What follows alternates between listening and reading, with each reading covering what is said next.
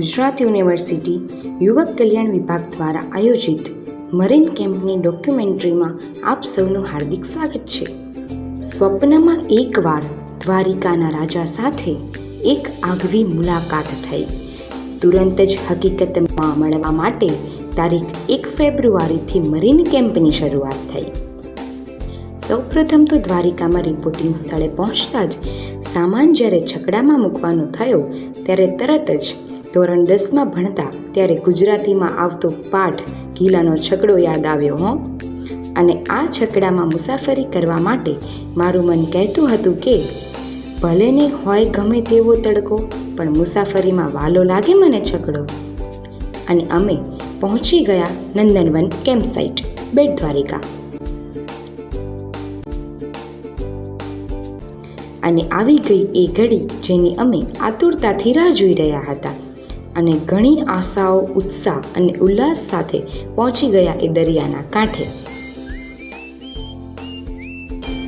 ચાની ચુસ્કીથી શરૂઆત થઈ અમારા આગળના સફરની, જ્યાં અમે પ્રકૃતિને જાણી અને માણી.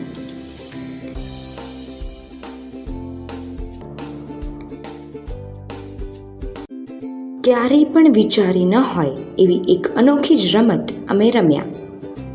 જીવનમાં ક્યારેય ના મળેલી વ્યક્તિ આટલા ટૂંક સમયમાં એકબીજાની આટલી નજીક આવી જાય અને જાણે વર્ષોની ઓળખાણ હોય તેમ સાથે સમય વિતાવે, તે કેવી અનોખી વાત કહેવાય. અને સૂર્યોદય સાથે શરૂઆત થઈ અમારા બીજા દિવસની.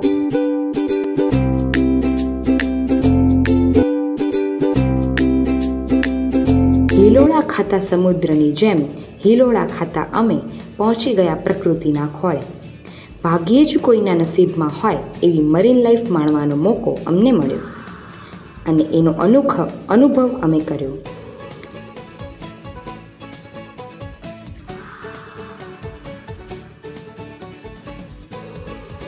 દરિયા સાથે ગમ્મતો કરી અને પહોંચી ગયા બોનફાયર, જેની અદ્ભુત યાદ.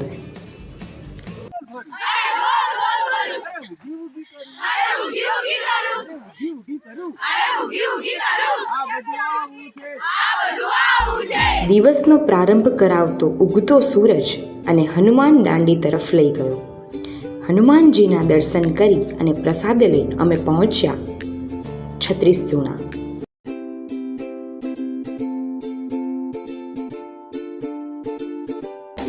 અને કહેવાય છે ને કે જેટલો વિશાળ આ દરિયો તેટલી જ વિશાળ અહીંની મરીન લાઈફ. તો એ વિશાળ મરીન લાઈફને નજીકથી જાણવા અને સમજવા પહોંચી ગયા દરિયા પાસે. જુદા જુદા પ્રકારના અને તદ્દન જુદી જુદી રચના ધરાવતા જીવો જે આ પહેલાં ક્યારેય પણ જોયા ન હતા, તેનાથી પરિચિત થયા. મરીન લાઈફને પોતાના હૃદયમાં વસાવી અને પૂરા હર્ષોલ્લાસ સાથે પરત થયા.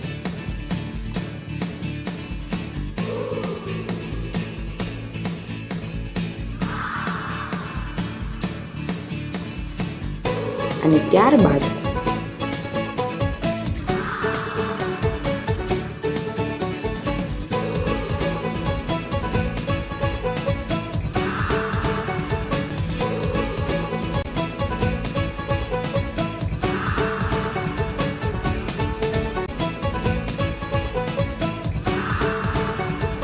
ખળખળતા દરિયા સાથે ઘણી વાતો કરી અને એક શિસ્તબદ્ધ પરેડ સાથે શરૂઆત થઈ સાંસ્કૃતિક કાર્યક્રમની. ઘણા આવકાર સાથે મુખ્ય મહેમાનોનું સ્વાગત થયું અને કાર્યક્રમનો પ્રારંભ થયો.